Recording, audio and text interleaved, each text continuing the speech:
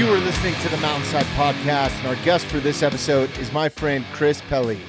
He's the owner and operator of Complete Canine Training, training a multitude of working dogs for police departments, government agencies, military, and private owners. His specialties in canine training include training detection, observation, patrol, and tracking dogs. This is truly Chris's passion, and he's built an amazing business out of it. He's super knowledgeable. I really enjoyed having him in for this episode. It was a great conversation, and I hope you enjoy it.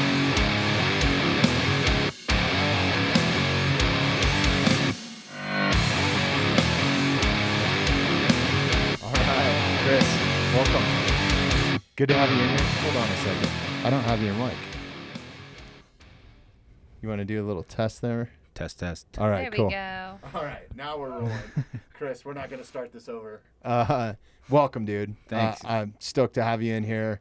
It's been a long time coming. I think I talked to you, God, I don't know, like 2 or 3 months ago, right? When we first started talking. And shout out to Doug. I think connected us. Yep. Doug. I met Doug outside of like a discount tire. And he Yeah, had some Malinois with him or something, and he's just a cool ass dude. So Doug is awesome. His dog is awesome. Harley, she's a sweetheart when Doug's not around. At least to me, right? So, but no, she's awesome. Super protector, or she's great. Just like every dog is different, right? So like I have some dogs I can be around when they're around their owners, but with Harley, she's protective of Doug a lot. Like when I first met them, it was. I couldn't get within 10 feet of him without her coming at me. Really? Yeah. And that's just like, that was his issue. That's why we saw each other at a pet expo. Okay. And that's why he stopped by. He's like, you do protection work? My dog, like, she's super protective. Can we harness that? And I got similar issues, man. So yeah. I got a healer, a blue healer. So okay. They're just protective breed to begin with, you know?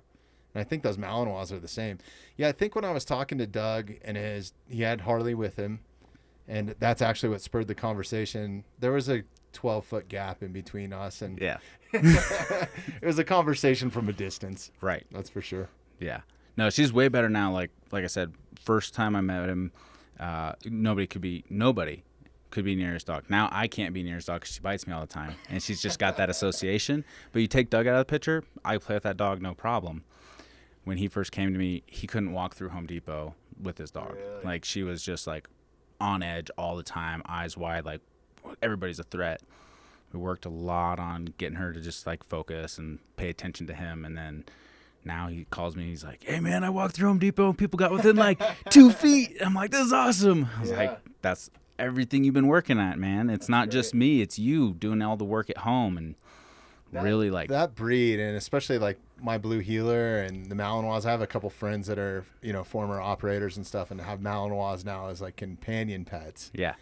But they need a job constantly, right? Like they need some sort of interaction or engagement or something to focus on, like whether it's at home or if you're out and about, like they need something. Yeah. There's a lot of people who get like, oh, I saw this dog on TV, or it's a police dog and it's great, and then they call me, they're like, I got too much dog, I don't know what to do. And I'm like, right. Is it a Mal? They're like, yeah. I'm like, yeah. So, they need something. And that can be as simple as like good obedience. Like that's a job for a dog. They have to mentally exert themselves to be good dogs, whereas you don't give them anything, right? Like if I don't have a job, then I have no purpose, right? Their job is going to be ripping the couch. Yeah, they're going to make their own purpose. Yeah. They're like, okay, well, I don't have a job. I like to bite shit, so there's a couch. Sweet, And they do what they want to do, and then there's no purpose, and then you call me. Yeah. Isn't it funny how dogs, they always say like dogs resemble their owners or whatever that cliche saying is, but it's kind of true in people too, man. If they don't have a purpose or some sort of like goal-driven like thing, you could just the guy at happy hour or whatever, you know what I mean? Or like working the 9 to 5, the same old, right? Yeah. You got to have some sort of motivation in life, whether like it's the same for dogs as it is people, right? If you don't have a motivation to do anything, what are you going to do? Yeah. Whatever's easiest, whatever, I got to make the bills happen. Like that's easy stuff, right? Almost everybody can do that. but there's no like driving purpose, you're never going to go anywhere. And that's I have to have one. I gotta have something, like whether it's through photography or bow hunting or shooting my bow. Yeah. Not even the hunting part, just shooting my bow. The podcast, everything, it's like I'm constantly moving, I think. Yeah. I mean, I'm the same way. My wife always tells me, she's like, you need to slow down. I'm like, I don't know how. Like if I slow down, it's either go or stop. There's no slow down for me. That's kind of me. It's like, I want to watch the back of my eyelids on my pillow if I'm going to actually like not be creating something or doing something, or like, I'm not the guy to sit down, and I'll sit down with my kid and watch a football game, but to like sit down and watch a movie, unless it's like a family event, it's just not my thing, It's I get that. My brain goes too fast, I think, sometimes. But you're just getting back from a trip, right? Yeah. The 2 trips, Where were you actually. So, what is it? It's I've been traveling since October 3rd. Oh, shit. Yeah. You've been gone that long? Yeah, I've been home for a total of 2 days since October 3rd. Damn. So, this is my second day back.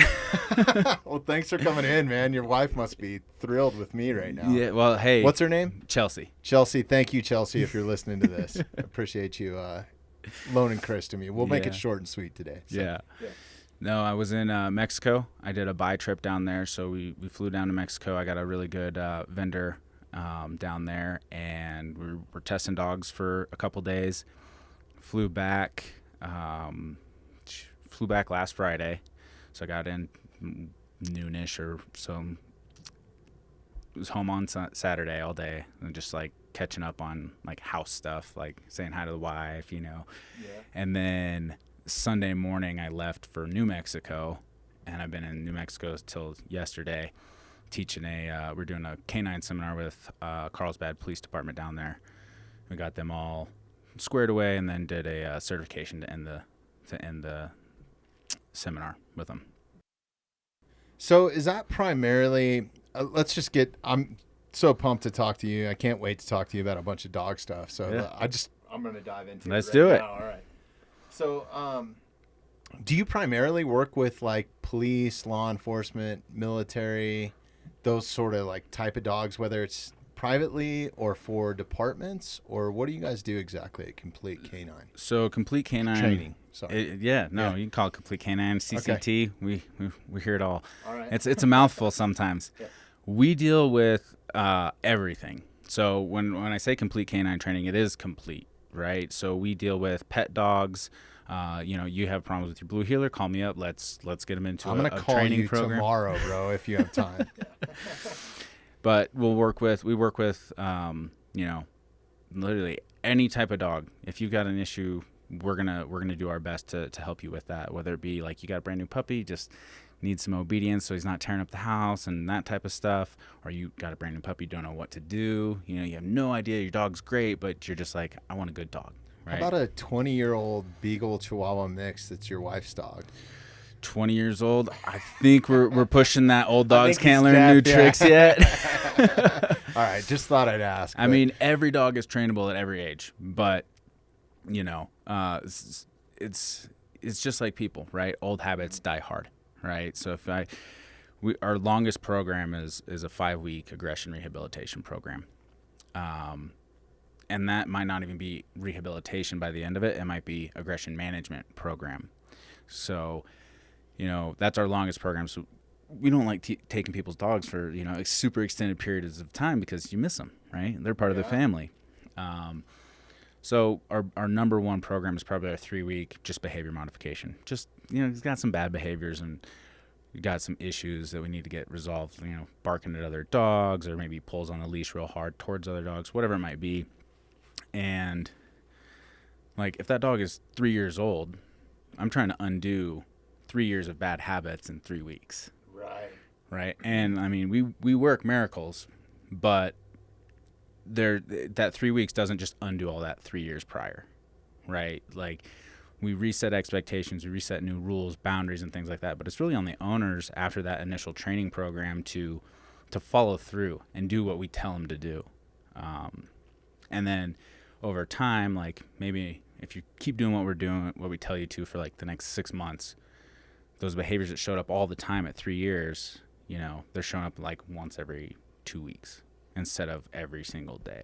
And then as time progresses, you keep following the program, keep doing your job as the owner, then those behaviors just kind of show up like once every 6 months, or they just don't show up. I got to ask too, while I'm thinking about it, do you find most common like behavioral issues with canines or dogs are because of human neglect and not enough attention? Because I kind of feel that way. Like my healer, if I don't give her, like I was saying, with that breed specifically, and really she's my daughter's dog, but I make it a point to go take her and do something every day because she's just a better dog, right? She's not, you're getting some energy out, right? Yeah, you're giving her a task, right? Right. So I actually think it's the other way around. I want to say dogs aren't bad because we don't give them enough attention. We don't give them the right attention. So every dog, I don't care what breed it is. It could be the Chihuahua. It could be the English Bulldog. It could be a Malinois. If you don't interact, set rules, boundaries, and treat them like a dog, and you treat them like a human, you're going to have issues, right? A lot of our behavior issues that we see come from owners treating their dogs like they're their kids, or not even kids, like they're their babies, right? So like your 5-year-old kid, you have rules and boundaries for, right? Your 2-year-old kid, you're taking care of them, right? You give them everything that they need. Making sure they don't fall off a ledge or something. They cry and you run to them, right? Well, people take that mentality for their dog, and the dog's 7 years old. They still treat it like it's a puppy, and I got to do everything for you, and all this. That creates bad behaviors because there's no strict rules in place, there's no boundaries, and there's no discipline, right? You don't discipline a 2-year-old. A light's going off in my head right now because the behavioral issues in with my daughter's dog is not me, right? It's them, like they have a hard time walking her and that sort of stuff. So, right. So we let our dogs get away with murder, right? Yeah. Like dog jumps up on the table, we're like, hey, get down. It's okay. Stop that, But there's what type of, like, what incentivizes the dog to not jump on the table again? If I just push their feet off the table, right? Yeah, there's nothing. That's like, hey, don't get a cookie. And then you start reaching for the cookie jar and I turn my head, right? Right. There's like, oh no. He's going to look away after he tells me no. There's no consequence. But if I slap your hand, right, now you're like, oh, maybe I'm not going to grab that cookie, right? And that's as simple as it is to saying, like, if you do X behavior and it's good behavior, like, you're going to get rewarded. If you do X behavior and it's bad behavior, there's going to be a consequence, a negative consequence. Everything in life is consequence. Every animal on the planet learns the exact same way, through consequence. We're afraid to correct our dogs and tell them that they're bad. We're afraid to say, hey, you're not allowed to do that, and here's the consequence for it. And that's the issue with society and dog owners, is they just don't want to punish their dogs for bad behaviors, but they'll beat their kids, Right. I've literally seen it in like a take-home class where the whole family comes in, and the kids are running around, kicking the walls, and I'm like, geez, get your kids under control. And then the parents are like, knock that off, yelling at their kids and, grabbing them by the arm, putting them in the chair, stay here, don't move. And their dog does the same thing, and they're like, oh, come on, buddy, stop that, knock it off, it's okay, like, they're coddling their dog. Is it that Cesar Milone mentality or something? Or, like, I don't want to knock him. Like, what do you think of, like, these celebrity dog trainers? Yeah. So, Cesar Millan, the dog whisperer, right? Yeah.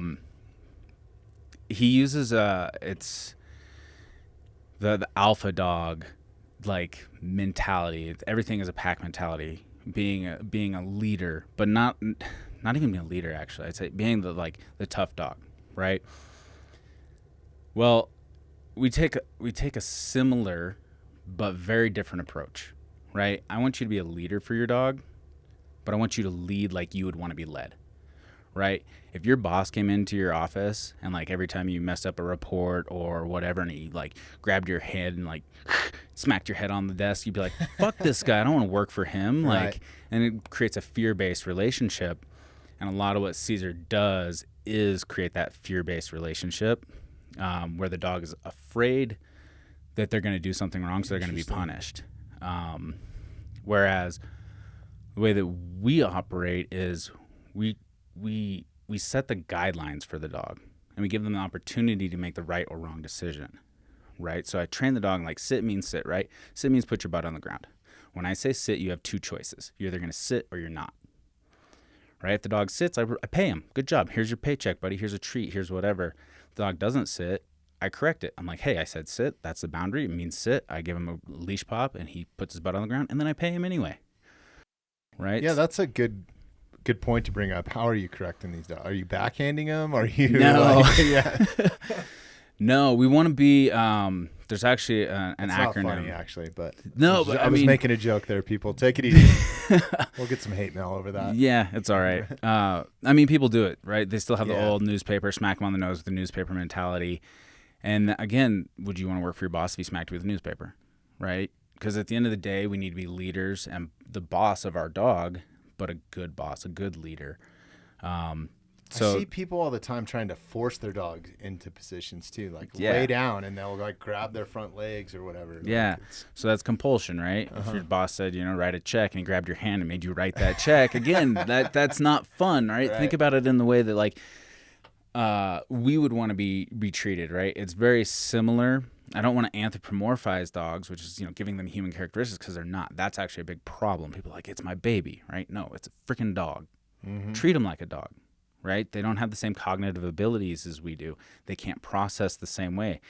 But we say, hey, here's the rules and boundaries, and we stay consistent, firm, and fair with that. And you'll be amazed. Like your dog will just be like, oh, these are the rules. Cool. I know how to get paid, and I know how to not get paid. because most I like dogs getting paid. with their owners or most of the dogs that I've had, and maybe it's just me, but they want to please you. Like it seems like that's kind of, Yeah, I don't know. Maybe I've had too many healers in life or whatever, because they constantly are like, hey, am I doing a good job? Like, right. Yeah. But are they coming up to you because they're like, hey, I did this thing, and you're not giving them anything? So let me ask you a question, right? Yeah. Are they working for them, or are they working for you? They're working for them. Yeah. Yeah. Every day. Like throw my ball. Yeah, Where throw we my going? ball. Give me some pets, Yeah. right? It's a big misconception. It's one of my favorite things to This is to why we talk got about, you in here. right? I mean, I could talk about dogs forever and dog behavior. But dogs are funny because everybody's like, oh, he loves pleasing me. He loves working for me. He always comes up and like he does a good thing. And he comes up to me. I'm like, yeah. What do you do when he comes up to you? I pet him. Do you think that petting feels good? And he's like, well, yeah. Why do you think your dog comes up to you? Because it feels good when you pet him. Right? So is he working for you? Is he working like for you, or is he working for him? People are like, I never really thought about it like that.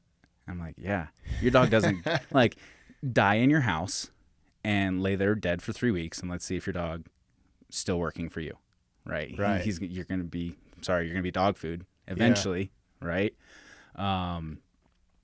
But yeah, your dog works for themselves because we give them something. We give them a paycheck. That paycheck is pets. It's affection. It's, oh, good boy. They for the canine, it's a ball on a rope. It's biting the bad guy. Those are all rewards to the dog. It makes them feel good. They don't do it just because there's nothing at the end of it. Just like you don't go to work because you want to make your boss happy. You go to work for a paycheck. Their paycheck is just different. Yeah, no, that makes a lot of sense. Yeah, now that I think about it, anytime that my dog comes up to me with those puppy dog eyes, it's like you do something, right? Or hey, or at least acknowledge her, Yep. Might not always pet her, but all at least acknowledge her. All that stuff to dogs, if it makes them feel good, they're going to do it again. That's literally the basics of dog training, right? If it feels good, the dog is more likely to do it again. Treats, they feel good, they taste good. It satisfies a need. Pets, feels good, satisfies that, the need for the dog for affection. If it feels good for a dog, they're more likely to do that behavior again. If it feels bad for the dog, they're less likely to do it. So if a dog jumps on the table, I pop him with a leash and he goes, hey, that didn't feel good, he's less likely to pop on the table again. Now, when you say pop with a leash, is that just a short like jerk to where, or how? Yeah. How do you get into that to where you're doing it correctly? And right. Yeah. So going back to like correcting the dog. So where do I even start? So we can go back to like the newspaper swatting real quick. So like that is like, it is a correction. It doesn't communicate really effectively, and most people if they're doing the newspaper, smacking the dog, whatever, it damages your relationship rather than improving it. And it doesn't really, the dogs don't understand it really well. So we use pinch collars and e-collars to communicate to our dogs, right? And I say communicate, not correct, because a correction is when a dog is doing a bad behavior, but I can communicate with a leash and a collar without it being a correction as well. So if I'm correcting a dog, like if I say, preface this first with the correction, the level of correction matches the level of bad behavior. So if I have a dog and I say sit and the dog's just kind of like blow me off, I'm not going to just wham, slam on that leash and be like, sit. I'm going to go like, hey, tap him on, get his attention, because that's really most of the time what's happening, right? The dog is just staring off into space, and you're like, hey, dude, over here, pay attention. Right? I'm going to get his attention. It's going to be a really light correction. He's going to feel it, but it's going to be like, oh, like jingling a necklace on somebody's neck. Like, oh, what's going on? Tapping him on the shoulder. Yeah, essentially. Now, if a dog comes up the leash at me, right, like I have an aggressive dog or a canine who thought something was unfair or whatever, like that's a hard no. You don't get to come up the leash at me. I'm the one in charge here. Then I do have to kind of assert that, like, I'm in control. That's going to be a heck of a lot bigger of a correction. That's where you get into your Caesar. Yeah, not still no. Okay. Well, like the mentality, yeah, but not the techniques. Okay. His techniques, man. Yeah, I've seen him like pick up a dog and like hold it down on its side for like a minute or something like that. The alpha roll and the I'm over the top of you, and dogs will do that to each other. Like my shepherd, when I first got my wife got her pitty, and I mean the dog was 4 months old when we first picked her up, and so she has no idea what's going on in life. But my shepherd was, I don't know, probably almost a year at that point, but it was his house, and he like we let him out in the garage together, and like all he did, he just pinned her down and like held his mouth open and over the top of her, and it was just like, I'm the one in charge here. This is my house, and like this is what's gonna happen. And 6 years later, they're like best friends. But it set the tone of like, I'm the one in charge, and that's it. Dogs will do that, right? And they do it to each other because it communicates well. I'm not a dog. Caesar's not a dog, right? It communicates the same thing, but it's not as effective as it's portrayed on his show, in my opinion. And if you watch his show, like he gets bit all the time, and like. I've only seen a couple episodes. My kids love that show, Yeah, no, it's and I mean, not knocking everything he does. Like obviously he's got, he's gotten results. Otherwise he wouldn't have been on TV. It's just not the way that I would say the majority of the dog training community will approach anything. It's on one end of the spectrum that like I'd rather be more center line, more balanced, right? He gets bitten a lot. I know that there's been some lawsuit stuff that's happened because of the way he trains dogs. Owners, and I don't expect my owners to do the same things I'm going to do, right? If I have an aggressive dog, I've been bit a lot, like I've got scars. I got get bit every day, right? Some days, yeah. Well, if you're in the bite suit, I guess. Yeah, right? usually. Yeah. Ideally, I'm in the bite suit, but I had a canine go through my hand. Really? Like I've been bit, and it sucks getting bit. I don't want to get bit, but I can avoid being bit, even with an aggressive dog who hates my guts. Like I've never done anything wrong to this dog. He's just like, I don't like your face, right? Yeah. I can avoid being bit by not pushing those boundaries and starting to teach new boundaries, right? So like I had a dog that like just hated my face for no reason, never met me before, just, owner, like this is the dog's issue. He hates other people, and the dog's barking and growling and all this like crazy nonsense. And the first thing I did was I took a step towards the dog, right? And the dog's like, whoa, what just happened? That hasn't happened before. Nobody has ever came towards me when I'm barking and snarling and everything like that. And I'm like, I'm not gonna put the dog in a corner and like grab him and put him down. Like that's just gonna amplify the problem. But I'm going to start teaching you, like, you bark and growl at me, yeah, that works with everybody else, but it doesn't work with me. And the dog's like, oh, shit, what now? What's next? And they'll do one of two things, right? They'll amp up their aggression. They'll be like, okay, well, I'm not big and scary enough, so I got to like go after him and start lunging, and I still don't move. And the dog's like, okay, well, that doesn't work. And then eventually over time, like it might be an hour-long session. All I do is stand in the room, making my way towards the dog. And by the end of that hour, the dog's like, well, nothing I'm doing is working, right? And so he just like finally calms down and just sits down. And then I like walk out of the room and like, session's over, right? Yeah. I got the one behavior that I wanted. I wanted the dog to be calm, right? And I mark it by the threat, which is me walking out.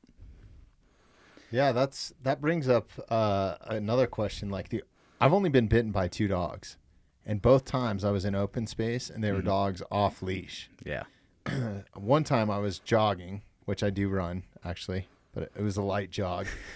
And I came up on this lady and I didn't even know she had her dog was like off in the trees or something. And next thing I was like, good morning or excuse me or whatever. And next thing I know, I got this dog like on the back of my fucking leg, dude, like nipping at me. So I guess if you have an aggressive dog coming at you, what is the best thing that you can do as just a normal person, or if they're coming at you and a kid? Or that is a broad spectrum answer. Sure. Right. So there's a lot of variables, right? Yeah. The best thing, I mean, I've been rushed by dogs off leash too. The best thing you can do that has worked for me. Most dogs aren't truly human aggressive. Like I guarantee you that dog probably wouldn't have bit you if you would have faced him, right? He bit you on the back of the leg. Right? Yeah, well, I didn't even know he was there. And right. To all fairness, I had earbuds in, so I didn't hear nothing coming, you know? So. Right. Most dogs they're creatures of opportunity, right? So like that example where I'm walking towards that dog, right? Yeah. One thing I never do is I never turn my back to the dog. As soon as I turn my back to the dog, guess what he does? He goes after me. Why? Because I'm not a threat if he's got my back. If I'm watching him though, I'm staring you down, right? Yeah. Now there's a confrontation and things like that, but is it a confrontation I want to take on? Some dogs, yeah. Most dogs, no. Turn my back. Oh yeah. Now I get whatever I want and bite you wherever. You're not going to see it So coming. If you turn and run, you're more likely to get. Yeah. Yeah. So dogs are creatures of prey, right? They chase and bite prey, right? Yep. So if you become an object that mimics prey running away, you're going to probably that's another issue I've seen here. We actually had a neighbor of ours that their dog got out or something chasing deer, and it ended up killing one of the deer. Yeah. Like not by like physically taking it down and like biting it. The deer ran into a fence, so I just want to make that clear. But still, dogs will chase shit, you know? Yeah, that's natural instinct for dogs. Why do you think that it's so easy to play fetch? Yeah. Right? They run after the ball, and all we got to do is teach them to bring it back. They're naturally going to chase after the ball. So they're creatures of prey, right? So they want to chase and bite things. They're prey animals. So if you mimic prey, you're more likely to get bit. But if you stand your ground and get all big, kind of like you know, like you would do with a bear or a lion, or stand your ground and say, "Hey, let's fucking go!" Right? You want to do it? I've watched dogs like, oh, never mind, I'm out of here, just because I stand in my ground, I stomp my foot. You know, so standing your ground and not running, like I can't say that. Like disclaimer on this, like it's not going to work for every dog. Sure. Right, you have to judge. Probably not going to work on the police dogs you train. No, shouldn't. Yeah. Or it won't work on my dogs. But I'm gonna get into that. It won't work on it won't work on every dog, but it'll work on the majority of dogs. Most dogs are not truly human aggressive. It's been bred out over years, right? The Egyptians were using dogs. I don't know how long ago. It's crazy, all the different stuff that they've bred dogs and breeds, and like, you know, how those genes and that mental capacity sticks with them for X amount of years, right? Yeah. It's insane, like what all the different breeds kind of had like some sort of purpose to humans until like the last 100 years, maybe. Now they're just pets. I would say the last 50 probably. Yeah. You know, maybe 60. But yeah, every dog at some point was bred for a purpose. They're like a working dog. Yeah. And every dog breed, in my opinion, has 2 dog breeds within that breed, right? So like German Shepherds is the easiest example because most people know, like you have your pet German Shepherds that are lazy-ish, you know, and they're good family dogs, and they're mellow and The calm. old classic. Yeah. And then you have your canine shepherds, right? Which like they're spooky, they're high energy, they're high drive. Well, they're both German shepherds, right? But there's two breeds within that one breed. Mm-hmm. And it's the same for a well, lot for healers of dogs. too. There's a ton of like the actual breeder that we got our healer from. They're working dogs. She didn't even want to sell me the dog. She was like, "No, these are cow dogs." Like I drove up to Wyoming and I was like, "No, that's what I want." But yeah. So that's a good breeder, right? Vet in there, you know. But yeah, there's two different breeds within every breed as far as I'm like there's a pet line or lines, that's what we call it in the industry. But there's a pet line and there's a working line, right? Like you can go find a Malinois that'll be a good family dog. I promise you. It's going to be a little bit high energy. You're going to need to do stuff with that dog, but it'll be a good family dog. If you go and find like the Malinois I get for canines and put them in a home, good luck. Even with all the training and management in the world, your home is going to get fucked up. Yeah. What were Malinois originally bred for? They are herding dogs. So oh, really? Yeah. So Malinois, German Shepherds, Dutch Shepherds. So they're technically in the Malinois are technically part of the Belgian Shepherd group, which includes Dutch Shepherds, Belgian Malinois.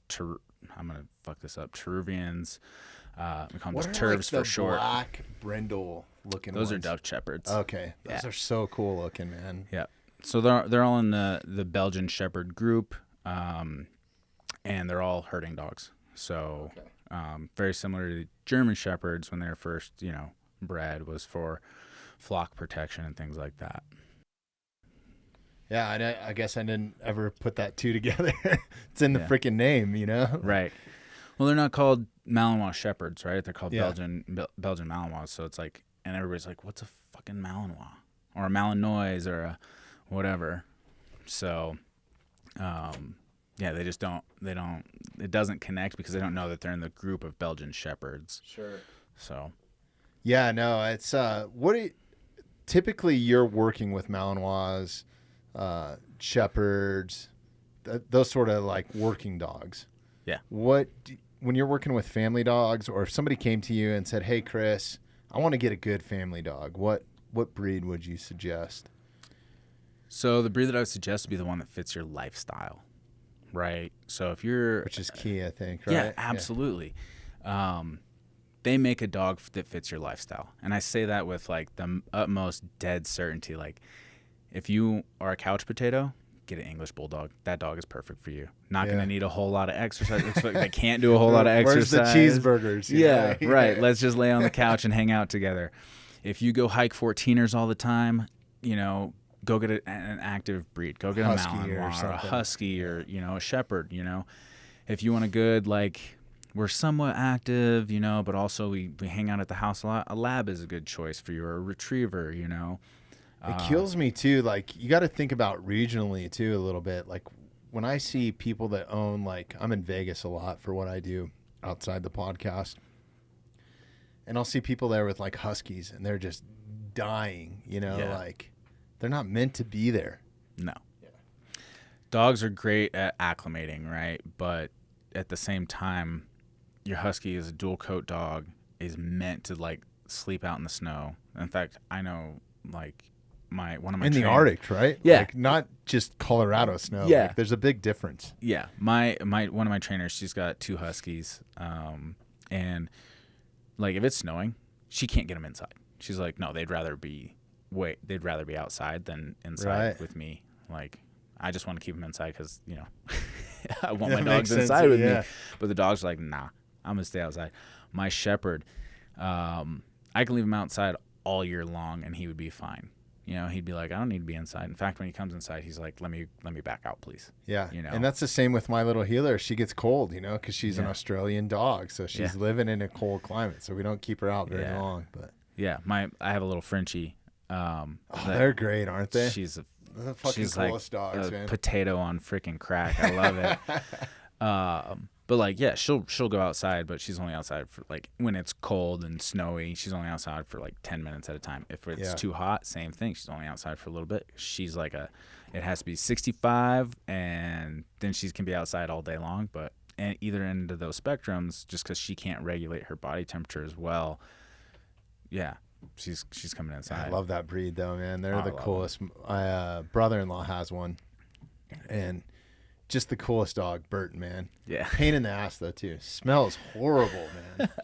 The worst dog gas in the world comes from Burton. Yeah. But yeah, no, they're a great breed. All right, so I'm going to dive into my own selfish stuff here. I'm going to start asking you about my dog. Sounds good. Yeah. So we have family dog, Tala, blue heeler, female. She's 2 years old. She's actually not a bad dog.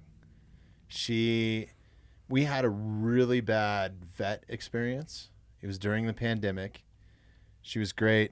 I'd never had any aggression towards people at all. I dropped her off at the vet. She didn't want to go in. Mm-hmm. I forced her, handed her off. When I got her back, I was fucking lividly pissed, man, because she was bleeding out of the side of her mouth. So I don't know if they ended up hitting her. Maybe in the process of her trying, but she was still a puppy. I mean, she was only, I don't know, when do you get them shots? At 6 or 8 months or something like that? For their initial shots, usually. Yeah. But anyway, she just had super bad experience. So adult males, if they're wearing a mask, we've gotten her over all that pretty much. But she's silent, like no warning, right? So I've actually had to put a vest on her that says "Do not pet" because she gives people no warning, and if they're going without asking, you know, if they go into reach in over her head at all, she'll snap at them. And she's bitten one lady. Yeah. So that's a great opportunity for people to learn.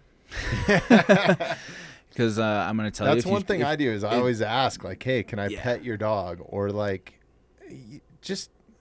I think people need to reframe a little bit too, because that's one thing that bugs the shit out of me. I can't walk her down Main Street here without 9 people asking me if they can pet her, and she's got a fucking vest on that says "Do not pet." Yeah. No, you can't pet my dog. I'm sorry. So I mean, we take our dogs into like Lowe's and PetSmart and all this place to get them exposure training, right? Mm-hmm. So one time we were at a park and some lady just like straight up like walked right up to me, and luckily my shepherd, he's like real social, but we walked straight up to me and started petting my dog, and I was like, you asked nothing. So I reached out and started petting her kid. And she's like, what are you doing? I was like, what the fuck are you doing? Yeah. Like, is this your dog? And she's like, why are you touching my kid? I was like, why are you touching my dog? Yeah, people automatically, hey, like, cutie, or whatever it is. Leave me and my dog. Like, I didn't approach you. If I wanted my dog to say hi to you, I'd bring him over. Just like if you want your kid to say hi to me, you're going to bring him over to me. Right. You're not entitled to touch my dog.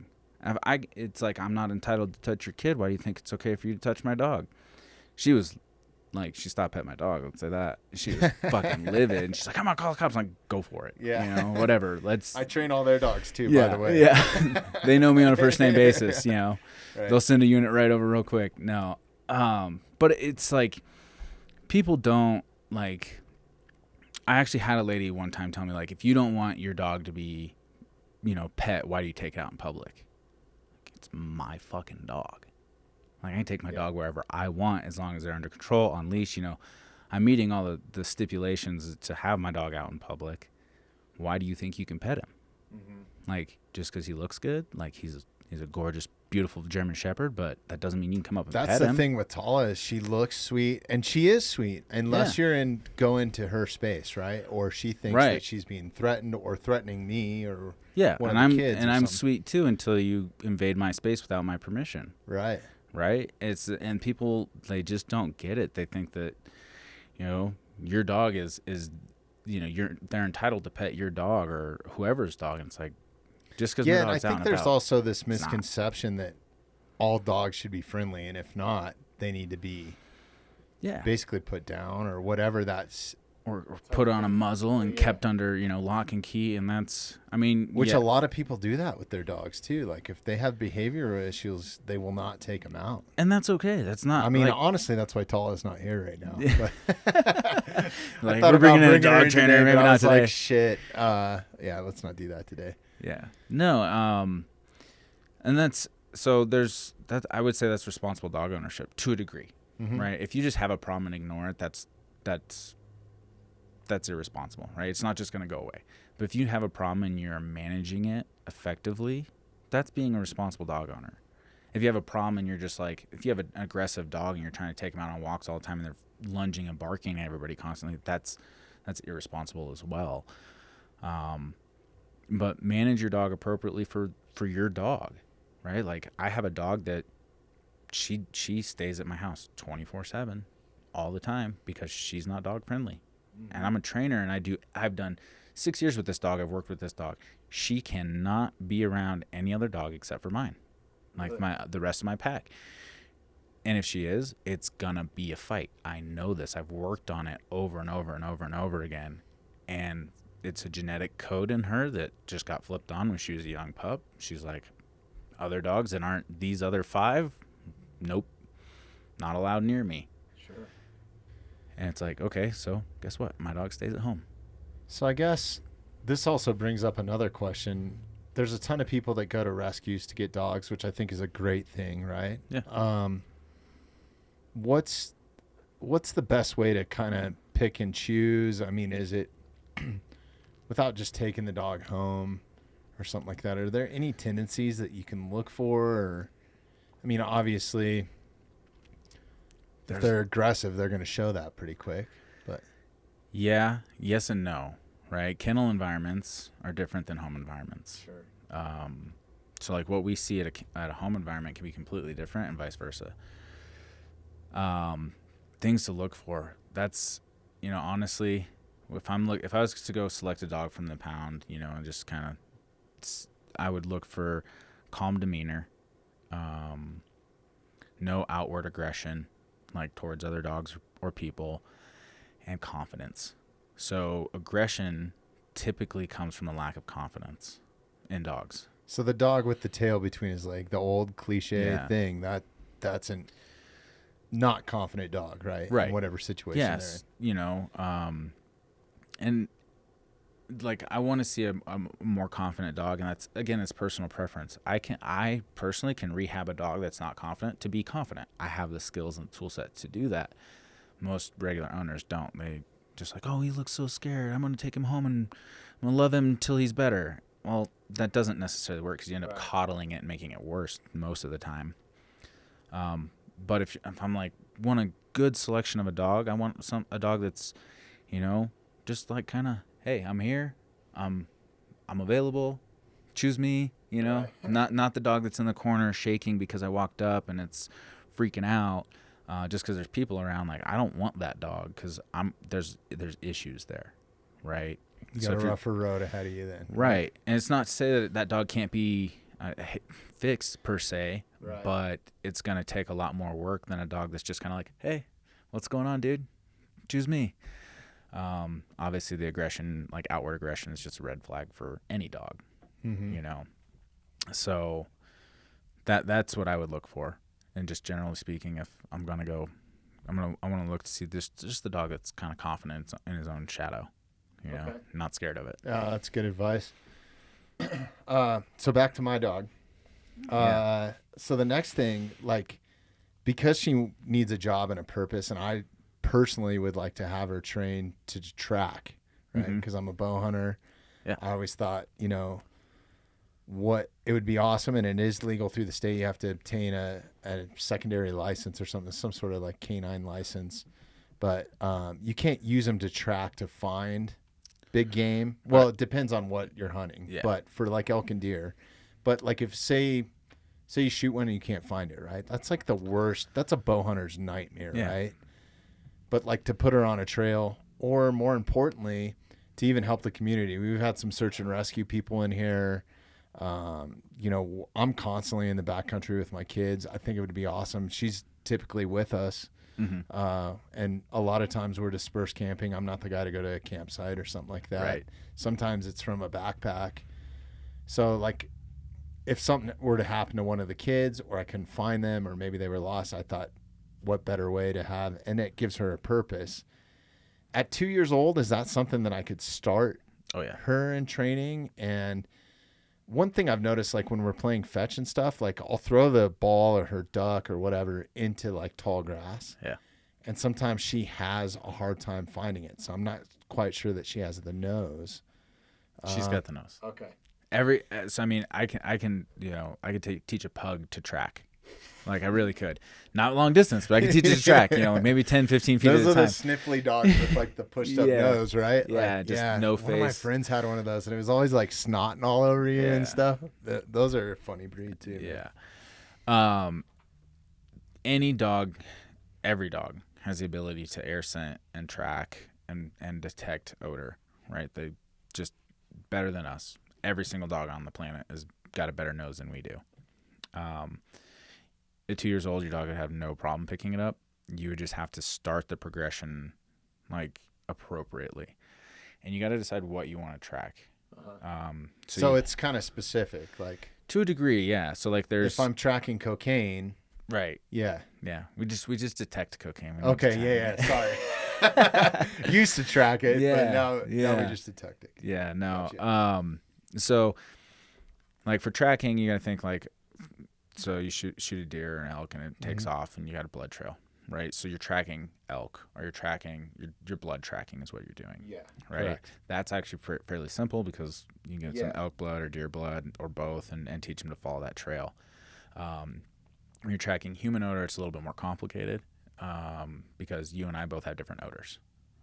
Every human on the planet smells different. And this brings up, like, not specifically for dogs, but just stuff when we've had the search and rescue people in, to talk about, like, some common things that can help.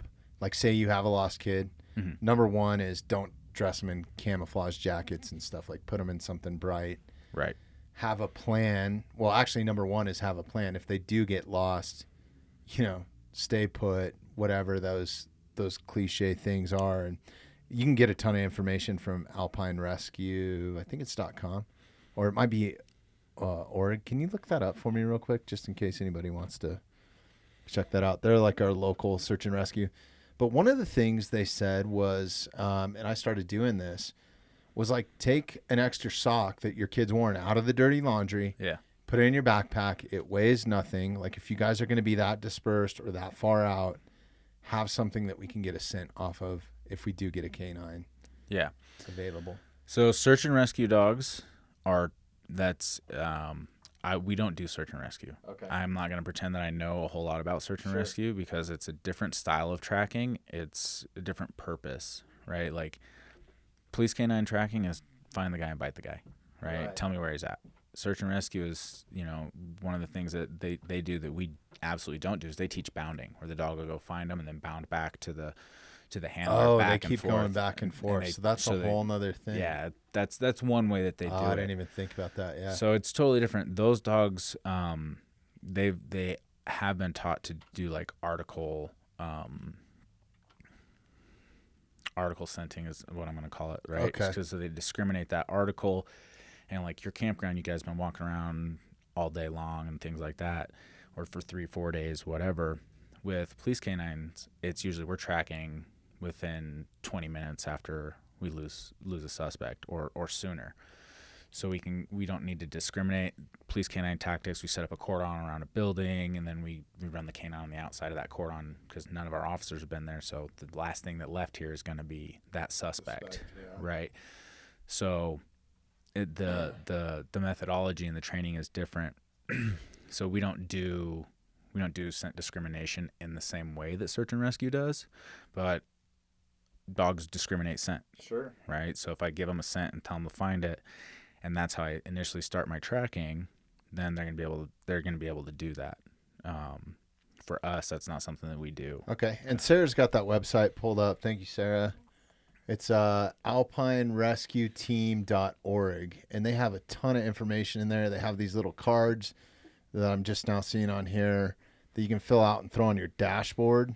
Like if you're parked at a remote trailhead or something, it tells, you know, like they said that's one of the most helpful things is like throw that on your dashboard, because then they know if the vehicle's been there for 5 days or whatever, and it says on there like what day do you plan to come back and blah, you know, like that sort of thing. So anyways, super cool people, all volunteer based, just badass people out there helping other people. It's kind of cool. Good people. So yeah, so for my dog, for Tala, I mean, it would be awesome to have her track blood, right? Mm-hmm. But I think that's kind of a secondary thing. I've never really I'm a pretty confident, ethical hunter with my bow. I practice all year long. I hunt with my bow specifically because I know how to control that, and I believe in the ethics behind that. So I'm a pretty good shot, and I set a limit on myself, right? Like I know, like, hey, I can take this shot at 40 yards, or if it's not feeling right, I'm gonna let my draw down or whatever, right? Like I'm pretty methodical about it. So typically like this season, my buck was my latest animal, and he went maybe 100 yards. That's pretty good. I don't know. That's pretty easy. Blood everywhere, you know? Yeah. So yeah, it's easy to find. So I think if I were to get her to track anything, it would be humans, right? Like my kids or something. So maybe not full on search and rescue. Right. But is that something that's a possibility, is to just get her track human? Yeah. Yeah. Okay. So, I mean, I've actually done that for a couple of clients already where we taught the dog to track just because they have kids. Yeah. One of my old clients from years ago, John and Josie, we taught her to track just so that they could play in the backyard. Like he's got, you know, his grandkids, he was on like a 7-acre property or something like that. Uh-huh. The kids would just run off, you know, and he'd be like, okay, well, it's time for dinner or whatever. And they should be allowed to. That's what I was able to do as a kid, you know? It's like, fuck. People are shelter, like helicopter parents their kids too much. And anyways, that's a whole nother subject. Yeah, right. Yeah, that's awesome. But yeah, so we taught his dog to track, and then he would just like he started off playing like hide and go seek with the dog and the kids, and then we taught her to actually track like some distance. And so like he'd call me up and be like, just found the kids again. And I'm like, what do you mean? Did they disappear? And he's like, no, I just, you know, I took Josie outside, unclipped her and said track, you know, and she went and tracked the kids. And like everywhere the kids had been, like I knew exactly what they were up to. Like they were playing on the playground, and then they walked over to this part of the yard, and they walked all the way to the back fence. You know? I'm going to really implement it when my daughters hit high school. Right. Yeah. Maybe we'll put some of those attack voice commands in there or whatever, right? The German. But yeah, so I mean, you can teach your dogs to track. 2 years old is not that old. Okay. Like we've taught dogs to track that are older. We've taught dogs obviously that are younger. I'm gonna set that up with you then for sure. Yeah. We'll talk after the podcast because that's something I want to do for her and me and them. And actually on my YouTube, I have a way to get started with tracking. Oh, right? Really? So like a kind of an initial walkthrough. You have some awesome tips. I was checking out your Instagram. I actually got a tip off your Instagram. God, what was it? When we first started talking, after I met Doug, I went to the Instagram. I was just checking out some reels or something, or like short videos. Yeah. And it was one on engagement. Yeah. Dude, it has helped me so much with her. Good. Because like when I do go out in public, I always have a ball, a treat, her leash, right? Right. But a ball or something that she wants from me. And if I'm going into Home Depot or the pet store or whatever, I'm carrying that with me and it's in my pocket. And right. She, you know, because it just keeps her engaged, right? That was super. Like, it's a cheat code for dogs. So what is your, is it Complete Canine Training on IG?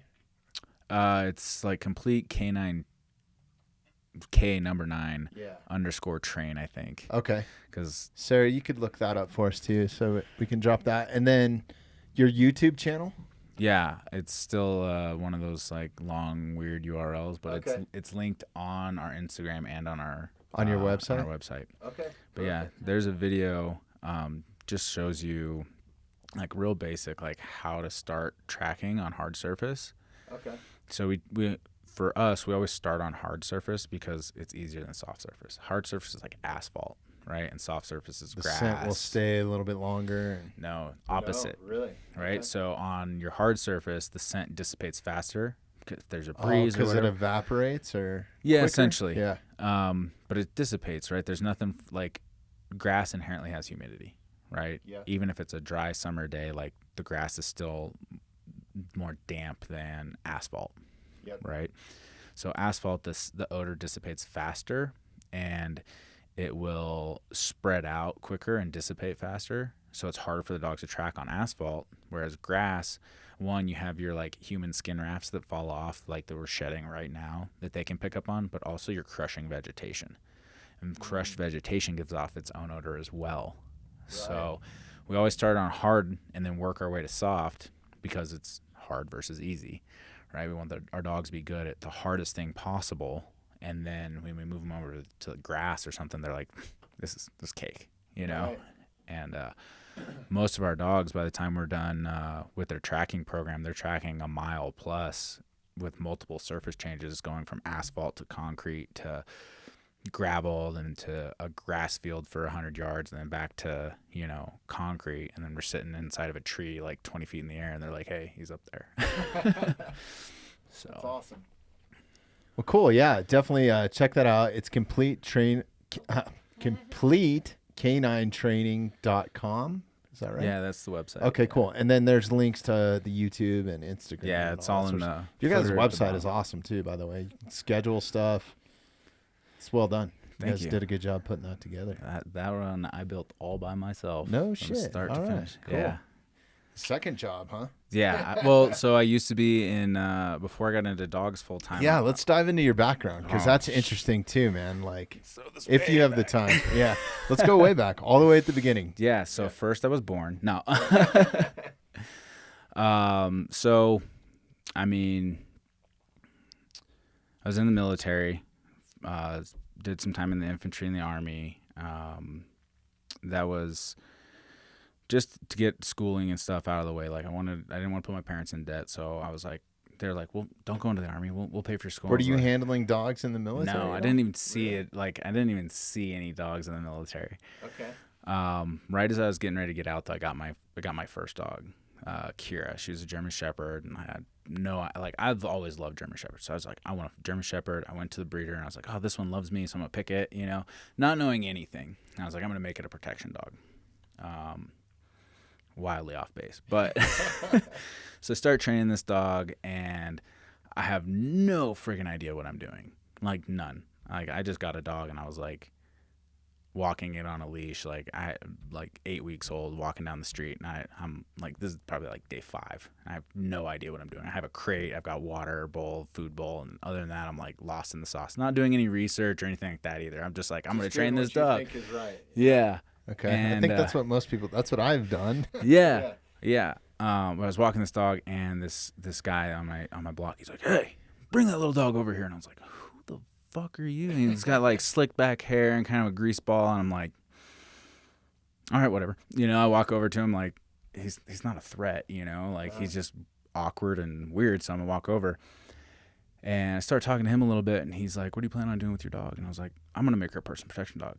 And then he's like, "Well, I got 6 in my backyard right now." And I was like, No, you don't. Just taken aback. And I like look on the side of his house. I'm like, there's a shepherd just like sitting there like staring at me. I'm like, okay, maybe he does. So I started mentoring under him, and just kind of learning the ropes. You don't start personal protection stuff with an 8-week-old puppy. I'm not even going to get into it. You can actually start at 3 weeks old, but that's foundational stuff. But his methodology, so I'm like learning the way he does things, which he's an old school trainer. He's an older dude, very knowledgeable, taught me a lot, and can't ever take that away from him. Didn't teach me all the right things per se, but throughout, going through the training progression, he linked me up with some guys in Denver who did Schutzhund, which is or IPO or IGP or whatever it's called now, which is a dog sport. So I started mentoring under everybody I could. I started falling in love with the process. What is that sport? So it's Schutzhund it's probably best known by Schutzhund, but they've changed the name a couple of times, like almost every other year, I feel like. But it is originally the German police dog test. So there's 3 aspects to it. There's tracking, there's patrol work or apprehension, and then there's but it's obedience. in competition form or something? Oh, okay. So it was the original police dog test. Now it's a competition. Now I'm not even in the sport world, but it's just convoluted and nonsense. But I mean, it's skill-based training. Kind of like the tactical shooting world a little bit. Yeah. Okay. Yeah. So it's still at the end of the day, it's skill-based training. So I was learning how to teach my dog to track a little bit. I was learning how to teach my dog to bite and things like that. At the end of the day, my dog that first dog, Kira, just didn't have what it take to be a personal protection dog. She wasn't interested in the work. She was a pet line German Shepherd, which I had no idea about. I didn't know it existed. So she just wasn't cut out for the work. But throughout that process, I fell in love with watching her develop and like go from this little puppy that knew nothing to this like dog that was super obedient, was like, I say heel and she'd run from anywhere in the yard and get right next to me. And like took my time and was like spending an hour a day with her training, like every single day after work, and just fell in love with it. And then I've always been an entrepreneur, right? So at the time I was working for an internet marketing agency, and right. So I was learning web development. I was learning how to market. I managed, by the time when I quit, I was managing 80 plus clients and probably over $2 million a year in marketing dollars for other people. That's a lot of money. It was to spend. Yeah. And if you don't spend it the right way, you're getting, you get fired, right? Because that spent money's got to make money, right? Exactly. That's the problem with it. Yeah. But throughout that process, so I was still learning how to train dogs, and I was still working my marketing job. But I was like, I'm going to make this a business. And I just like started running numbers, and I was like, I can run this out of my house, And I was like, I ran the numbers a couple of different times. I'm like, is this real? Like, all right, I like the way this is looking. So I started doing I needed to expand my knowledge, right? I was learning from 3 or 4 guys. They're all local. They all had a similar mindset. But I was like, I got to learn more. Like, I have to. So I started taking on clients, like $25 a lesson, and I'd drive all over the state for it. Like, I was driving down to Longmont, Fort Collins, like anywhere I could get, like, just hands-on dogs. And then I started going to conferences, like police canine conferences, because I really wanted to do the bite stuff. But the pet stuff is way more lucrative because everybody has a dog. And so I needed to be well-versed in both. So I got really good with pets, and then I started learning, how to work with police dogs, and just the knowledge depth there that I had was minimal in comparison to what I needed to know. And I'm still learning, So went through that. Then I built a website and did all that. And that was not the first website. My old business name actually was Culebra Canine. Okay. I think I saw that way back on. Yeah. Somewhere when I was doing a little bit of research. The very beginningness, which actually it's Hebrew for bad dog. But it's not bad dog like good or bad. It could be like bad dog like you're a bad dog, or you'd be like that's a bad fucking dog. Like it can go either way depending on context. But it was kind of a homage to my mentor at the time, because his dog was named Culebra. Oh, really? Yeah. And anyway, so but nobody, I'd get phone calls and they're like, is this something canine? And I'm like, okay. Went through this, and was like, sounds okay. fucking badass, but it's like, yeah, I get where you're at. But the business name, everybody knew what it was, but nobody could pronounce it. The K9 thing, yeah. Right. So I ended up my mentor actually went through some shit. I opened the business, but I brought him on as he was still involved. He was the trainer. He still had more knowledge than I did. But he went through some legal shit, and I was like, yep, kicking rocks off this. So I changed the business name, everything about it, and like cut him out. Had to, there's no way I was gonna get into that with everything he had going on. Like, he wasn't a partner, but him being even associated with me, like, I didn't want it, right? Yeah. So kind of just, sorry, but I'm out, and I didn't want a personal relationship with him either after that, right? He got into some nasty shit, and I was just like, no, I didn't think you were that type of person. Yeah, it's crazy how, people can fool you too, man. Like, you fall into... Yeah. There's a lot of traps out there, man. And there's a lot of shitty people that are good liars, man. Like that. And I'm not saying like this guy was or whatever, but. And the thing is, there's part of me that's still like, I was really good friends. I mean, I was over at his house. Like, he lived 3 houses down, right? And we were in business together, right? I was over there all the time. And there's a part of me that's like, I don't think that, I don't believe it. Like, I still don't believe it. Like I know his wife, I know his kids. Like, I don't see it. But regardless, like, true or not, I can't have that associated with me. So you made the right decision. Yeah. So rebranded, and then we became Complete Canine Training. I think it's a better name. Oh, it is for sure. Better logo, better name, everything. Yeah, your guys' logo's sweet too. Yeah. I like that. Shout out to Greg. He was one of my buddies at my old marketing firm. He's a graphic designer. I was like, dude, nice. I need a logo. Funny story about that logo. He designed it, and I was like, no, I fucking hate this. Yeah. I hated it. Looks like a police badge a little bit. Well, but that's what I wanted, right? Yeah. I told him exactly what I wanted. Yeah. But when I first saw the logo, I was like, this is ugly. I hate it. And he's like, give it 3 days and look at it again. And I'm like, no, I want a different one. And he's like, I'm not doing any more work. Give it 3 days. And like 3 days later, I'm like looking at it. I'm like, I fucking love this thing. And I fell in love with it. It's funny. By the way, I got a logo for you. Oh, no way. There. A little challenge coin action. Awesome. I love these challenge coins. These are honestly like my most prized possessions in here. We got a few here, so I'll put it with the others.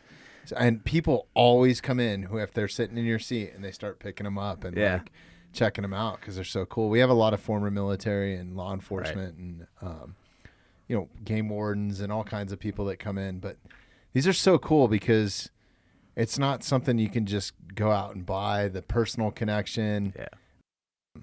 And these are the one thing that I lock up when I leave the studio is this. And then my buddy Donnie, this is his version of a challenge coin. He naps out these arrowheads. He's like a primitive survival guy. So he's made me a few things there. So that's all the stuff that gets locked up. So, dude, thank you so much, man. No Appreciate problem. That. I actually need to get some. I have some in the works to be made for the podcast.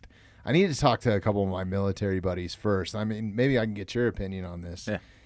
What do you think about us having them here and giving them back? Because I always feel bad. Like, you guys give us this, and then I have nothing. Like, I'd give you a sticker or a hat or, like some free Black Rifle coffee or something like that, But I think it's cool to, like, repay it, right? Yeah. It's kind of the deal. Yep. No, that's definitely, it's kind of, the tradition is, like, once you establish that connection, right, they're earned essentially, right? Correct, I don't hand them out to just like everybody on the street. I'm like, oh, you get a coin. It's not a marketing tool, right? It is to a degree, card, but like for us, it is, right? To a degree, right? Like it's like we're Complete Canine. These are our values, and this is, But the really purpose behind it is like you give it to somebody you respect, and then there's all kinds of traditions that go with it, like this Factory X one. I guess if I'm caught now that I have one. If I'm caught at a bar without it, and they're there, I guess the drinks on me or some shit or something like that. Yeah, so, in the military, it's like I've got a general's coin on me and you've got a lieutenant's coin on me, and I'm like, here's my coin, and you're like, well, shit, and you're buying the drinks, like that's, there's that ranking system, but it's just kind of a show of like respect and camaraderie, and like we're in the same industry, and I respect you. Man, thank you. That means a lot, dude. I love these things. Like I said, I love putting them up here, so we'll put it up with our others. Yeah. I love it. So I have some that are, I think they've been designed, or I don't know. I got to catch back up. I was going 1,000,000 miles an hour and left for a trip, but I had one in the works. I was talking to I can't remember who I was talking to. Somebody down in the Springs. I got to go back in an email. but they have my idea and my premise and everything. I just need to actually get them freaking made. So. Yeah, it's a process. Mine's like super complicated and very graphic heavy, so I went with the ceramic version that they kind of like subliminally print. Those are cool. I don't think I've ever seen ones. A ceramic one. Yeah. Yeah. Here, I'm going to hold it up for the camera real quick too so they can see it. Sarah, are you on my camera? Cool. Good shot. You got one of these too, didn't you, Sarah? Yeah. Okay, cool. Sarah, do you have a dog? That's cool. I like the back. Proud of this. Yes. No, I actually. Well, my Maine Coon acts a lot like. The Maine Coon acts a lot like a Puppers, but. Okay. In fact, that's a. What's a Maine Coon? A cat? It is, but it's quick. a big cat. It is. It's a cool cat, right? Yeah. Question for you. So I just recently. We got a house up here in Evergreen. I have a new housemate, and she's got a Puppers. Mm-hmm. So we've been working really hard on getting the kitty cat and dog to get along. Jasper, my cat, loves dogs. In fact, I think he might have been raised. I found him in the woods foraging mushrooms, so I don't know his backstory. But he does love bigger dogs, especially German Shepherds and like golden retrievers. Tulo, however, he isn't too fond of cats at all. So the initial meet and greet was an accident, and this is a tough question, isn't it? He got chased up the tree, and it's been wild. However, I wanted to ask if you think that our approach that we've been going with might be in the right direction. It's just she's actually been keeping him on a leash indoors. This was her decision, so that Jasper, the kitty, can roam around freely and see that he's part of the gang a little bit. And we haven't left them alone too much. However, we're now to the point where off-leash dog and kitty are now on the couch together on opposite ends. Is there still a chance that when Tulo's alone, he might want to get a little rowdy? I mean, at the end of the day, he's not going to hurt Jasper, but if you have any do's or don'ts, like one or two, yeah, I would take him. There's always a chance that the dog's going to get a little rowdy, right? Cats are great because they are really great at defending themselves for the most part, right? And they can get up places where dogs can't. Right. If you've been managing it and they've been like they're cool with getting along, and they're getting better. Yeah, you don't have to keep the dog on leash all the time, and you keep the cat completely separate. I don't want to say like just free will, like they're always gonna get along. There's always a chance, whether you've gone through 1,000 years of training with your dog or not. There's always a chance of something going sideways. But Kitty can get away. That's what I told her. Yeah. I said he can hide and get away, and Tulo's not going to hurt him. He's just going to corner him and chase him. So, but you think that's fine. It's not, as long as it's not showing. Exactly. Exactly. I'm sure that do you do that as well, where you work with animals kind of meeting and greeting if they're introducing a new member of the family? We give guidelines and like structure on how to do that. Like, introducing a new dog into your family is not an easy thing sometimes, especially if you've got like a very alpha type dog or a very, possessive dog. Like general tips and tricks when dogs are introducing each other, it's like neutral ground and making sure that like you manage the interaction, but you're not interrupting necessarily. Like, you guys check each other out and you guys be cool. If it gets elevated, it's like I'm going to step in and break it up. Right. But also they've got to kind of figure it out on their own. They have some ways to communicate. Okay, right. Cool. They communicate to each other way better than I do with That makes sense. They just do. Cool. Good. Same thing with a cat. Like, introduce them, let them know that everything's cool.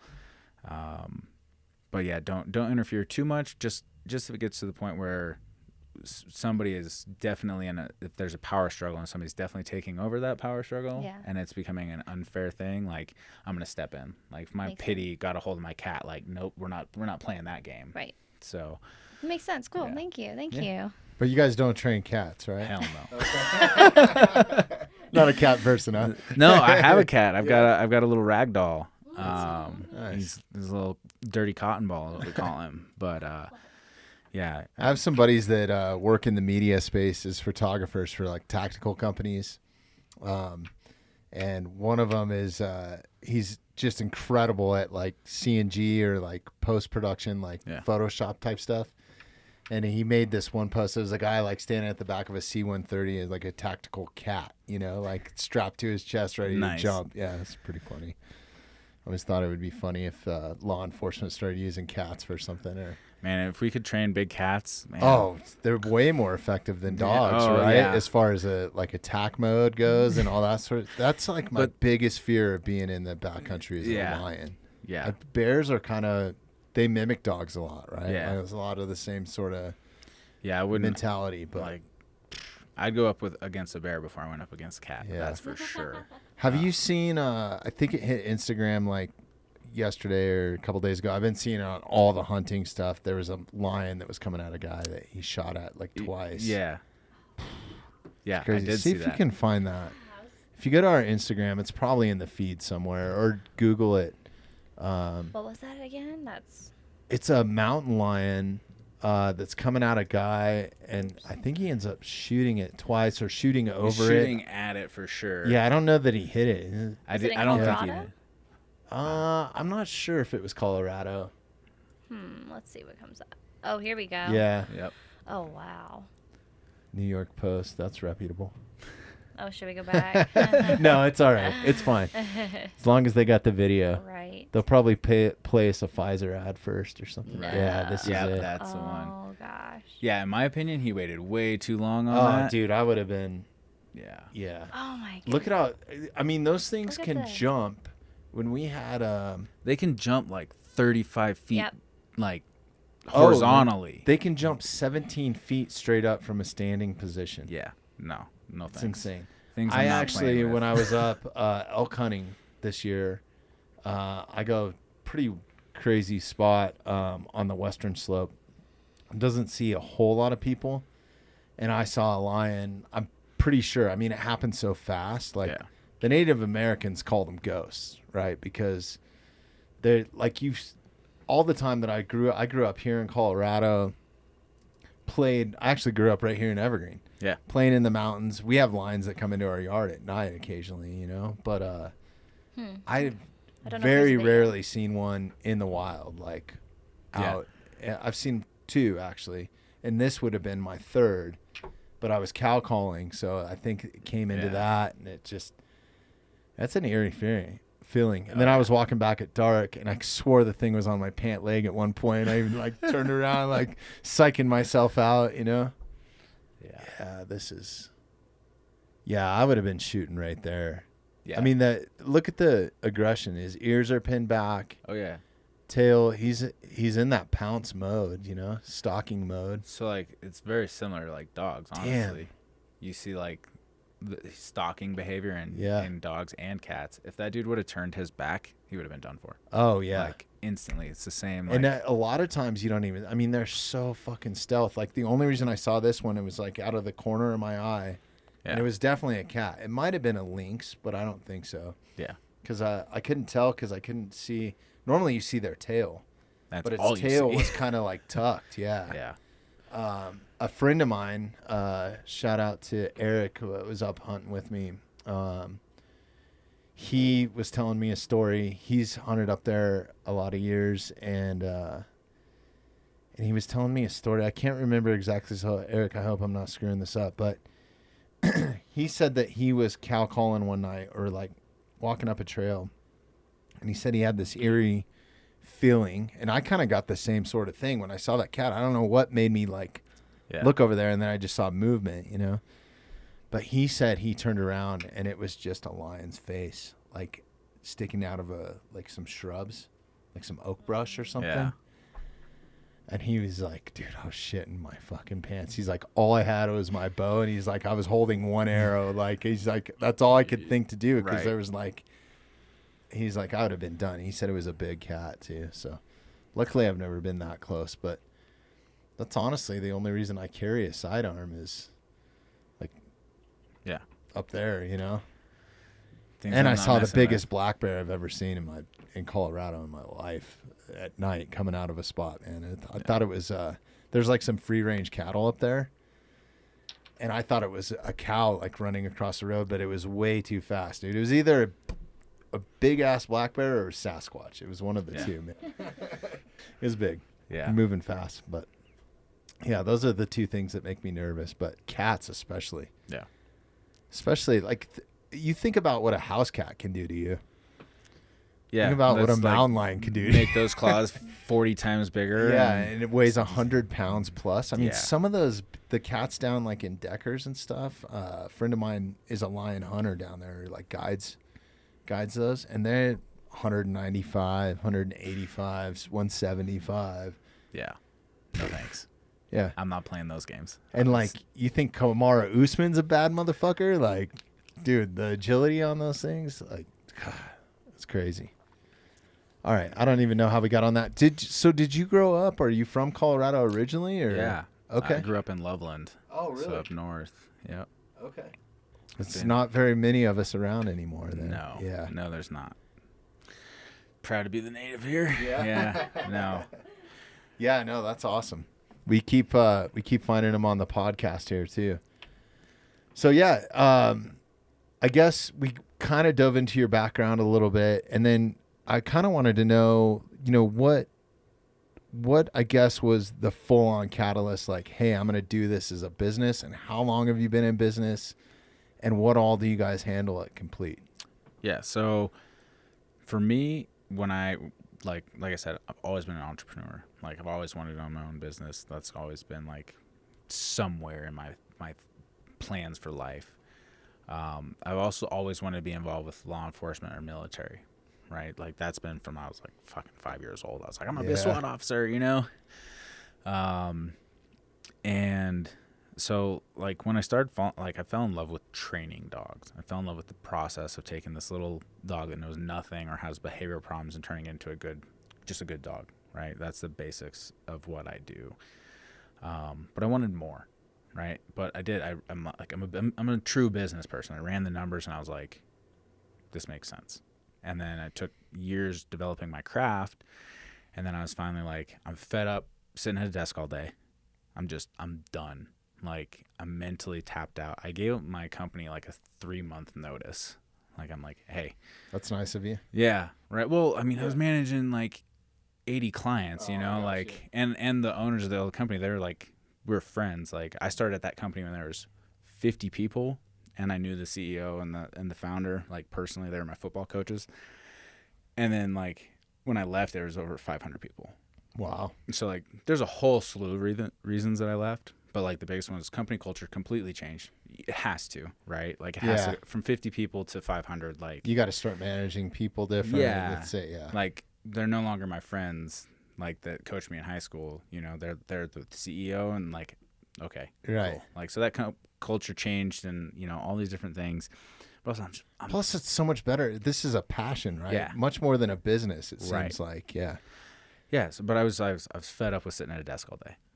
Like, I literally get home and I'm like, my fucking back hurts. Like, my eyes are like bloodshot all day. I'm like So bad staring for at a you. computer all day. I was over it. That's honestly why I gave up the editing to this thing, because it was just Yeah. taking up too much time, and too much time at a computer. I was like, fuck this. I'm done. So I gave him some notice, and I was like, look, I'm doing my own thing. You guys know I've been doing it on the side for like the last 2 years anyway. But like, now I'm going full throttle. So went full throttle with it, and that was in 2018. The company technically started in 2015. So it took 3 years growing the business to a level where I was doing it on the side, but I was like, it needed to be a full-time thing anyway. Mm-hmm. 2018 went full-time with it. It was just me and two other people running the business. And my office manager. I had a kennel tech, and it was me. And then that was 2019, I think. We'll just round up a year. 2019, that full year, I did everything by myself. 2020, started hiring people on. Did the pandemic slow you down or fuck you up? No, it actually ignited things. Oh, I man. bet. Everybody got a dog. Yeah, everybody got a dog. And everybody found out that the dogs that they did have were terrible because they had to be around them all the time. Right. And then, so from 18 to now, it was working out in my backyard.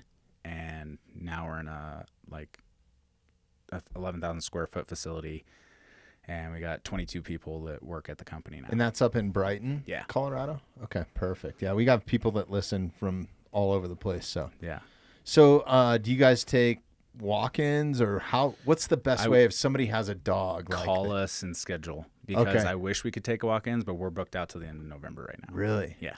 Shit. So that's awesome, man. when Good it- for you.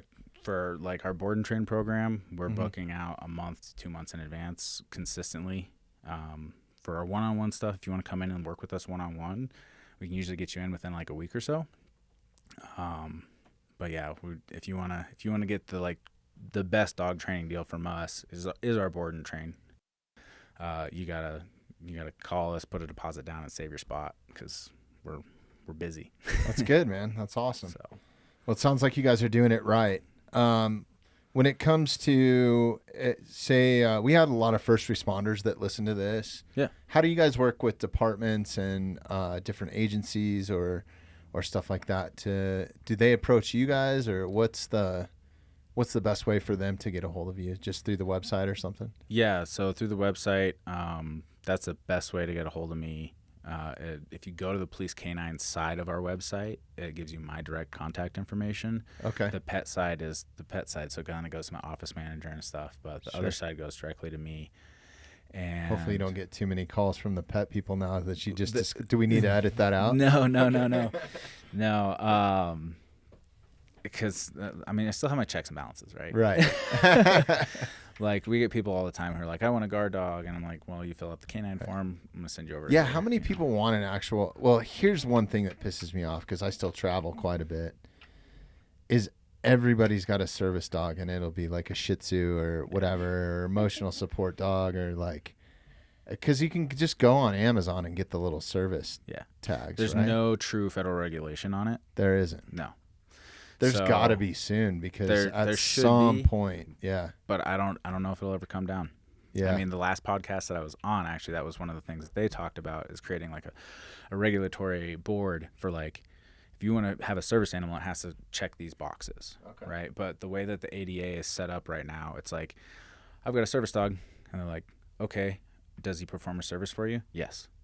Okay, that's all we can ask. That's all you have to do? That's all they can ask legally, Uh-huh. right? Because as soon as I say, what's your dog do for you? Right now I'm asking about your disability, which is a violation of all this other shit. And it's because like, I guess that's where most of the service dog, or that's what it was intended for, was like the blind guy, whoever might need help.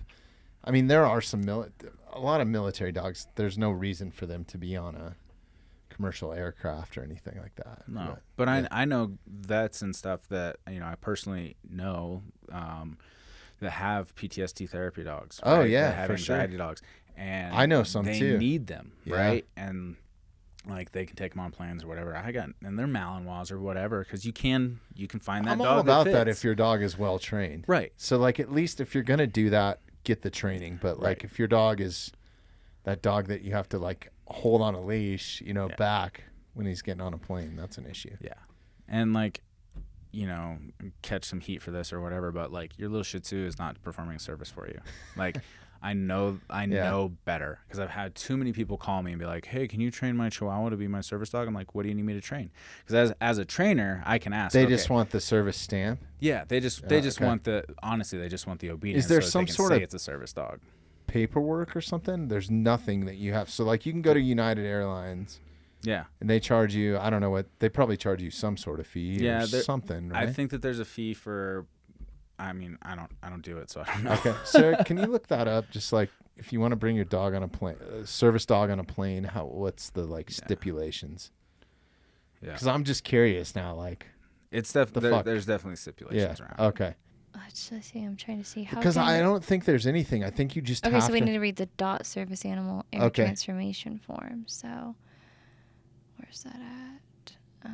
So maybe you have to fill out some sort of form. Yeah.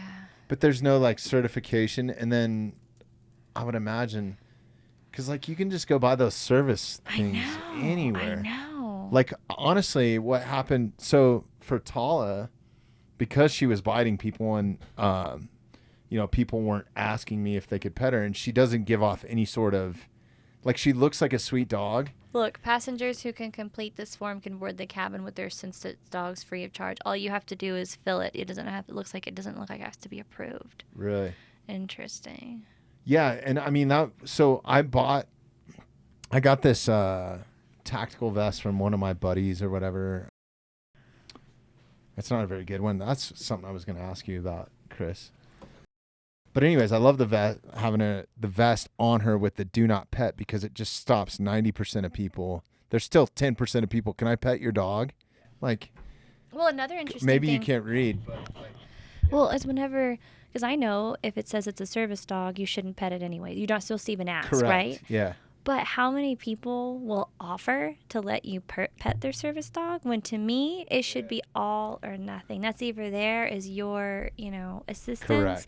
or not. And then it kind of just, and I feel like, yeah, there's definitely some blurred lines. Well, even so, I wanted to get those do not pet tags, yeah. right? Yeah. But I couldn't find them individually when I went to Amazon, so I just got the cheap like Chinese ones. I'm sure that there's something better out there, but it came with a whole entire pack. Oh, wow. There you go. So there was like an in-training tag. There's a...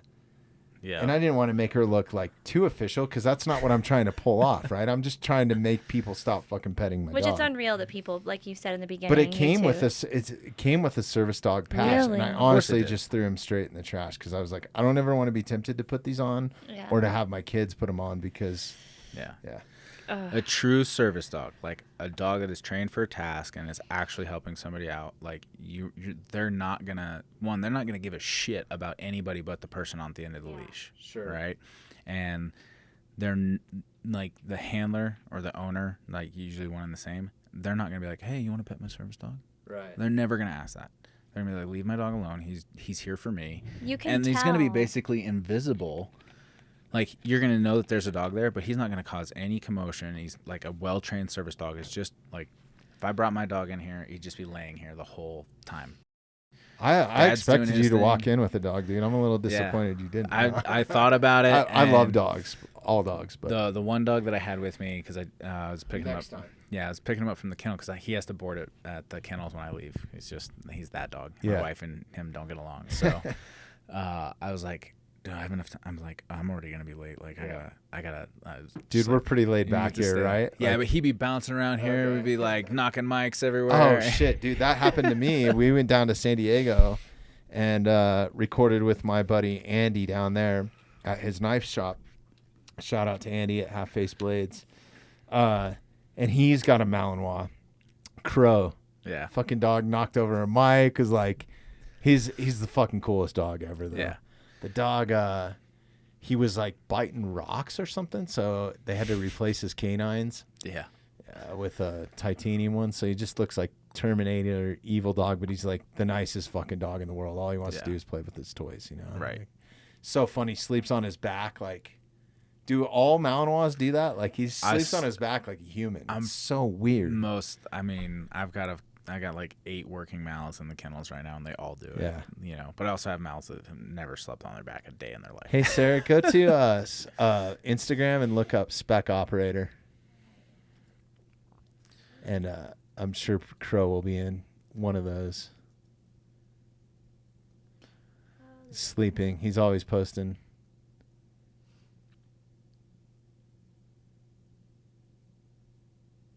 So your dogs, you have, so you had a French Bulldog. You got kind of a diverse crowd I going got on there. 6. 6? Yeah. God damn. All right. Yeah, I guess that makes sense. No, it's the wife. I'm You happy can with just 2. log into that, Sarah, if you want. If it's not letting you in, it should let you straight in. Yeah. No, I got 6 dogs. I got a Frenchie. I got a Chiweenie. I got A a Chiweenie? What is that? It's a Chihuahua Dachshund mix. Oh, really? Yeah. That's cool. And then I got a Dutch Shepherd, a Malinois, and a German Shepherd. Yeah. So how do you walk the dogs? Oh, we don't. Yeah, there's Crow and Beto Yeah. right there. It's a good dog. Yeah. That's actually a really good foundation. I've been talking with those dudes. They're super cool. They actually hooked Andy up with Crow and Eric Talley that we've had on. They're down out of Florida. It's Warrior's Choice Foundation. I haven't heard about them. Yeah, they might be good people for you guys to network Well, with or something. I've got a couple police dog washouts that I'm looking for homes for right now. Really? Yeah. So Okay, I've I'll got- connect you guys I got because a I've been couple. trying to get Warrior's Choice guys in here, and they're good. They're reputable. Like, Beto doesn't do anything with anybody that's not, because there's so many fucking nonprofits out there right now, There- and like yeah. you really have to vet them. But this is a legitimate good one that I can vouch for. Yeah, so. I've been looking to donate these dogs because Okay. like I don't need them in my kennels, and they're gonna go to a waste essentially. Just sitting in the kennels, they're gonna get spun up all the time, and like Right. kennel environment is not a good environment for a dog for their life. Yeah. Right.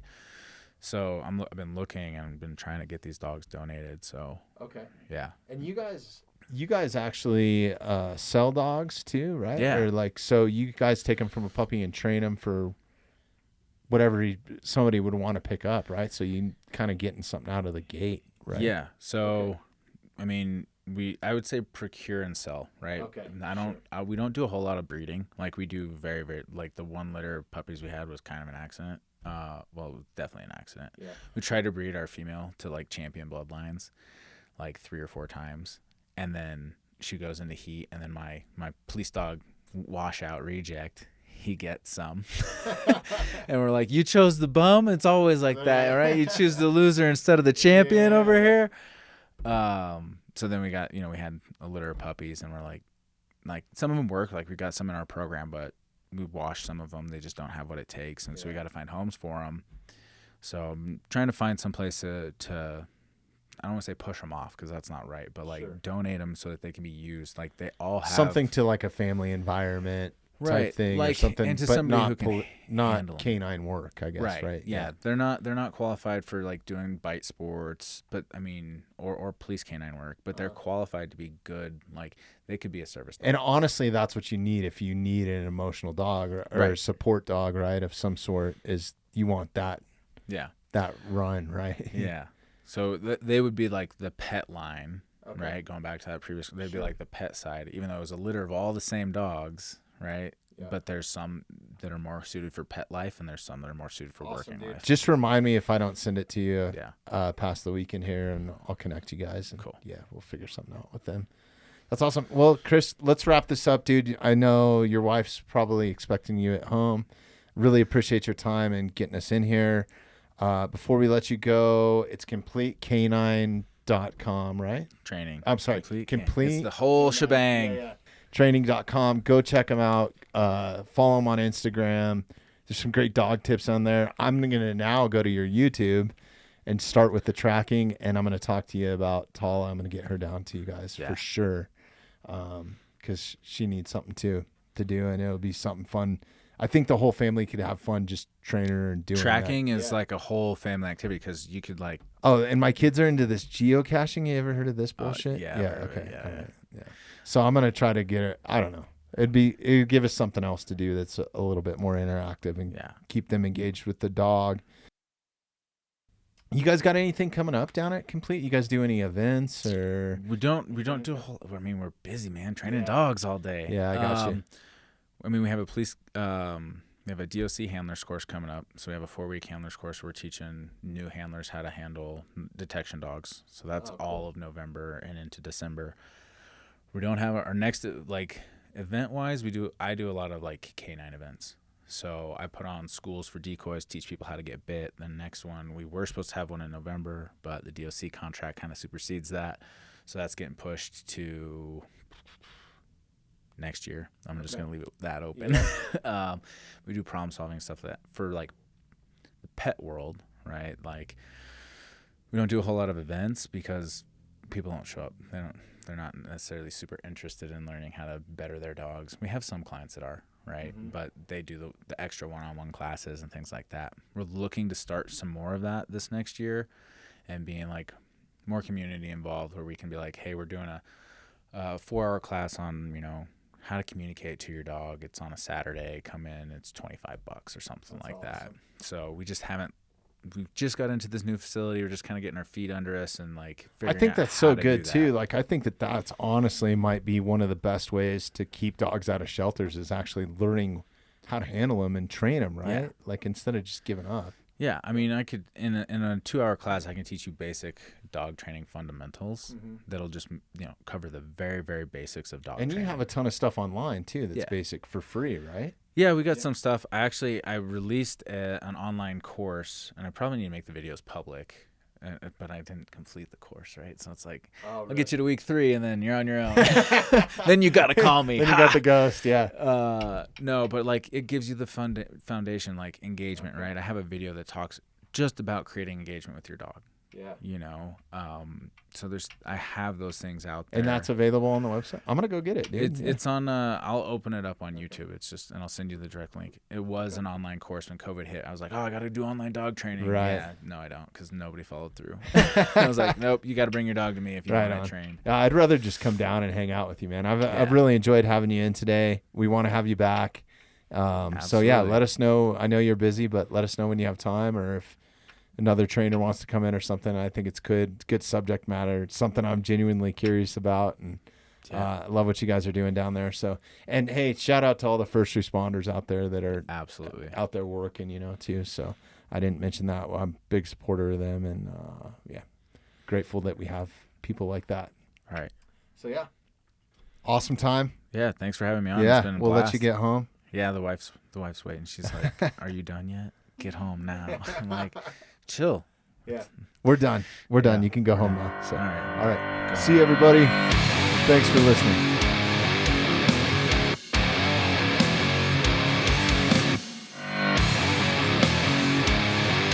Thanks for listening to the Mountainside Podcast. If you haven't had a chance to do this already, please take a moment, follow, like, subscribe, or rate on whatever platform you catch the Mountainside Podcast at.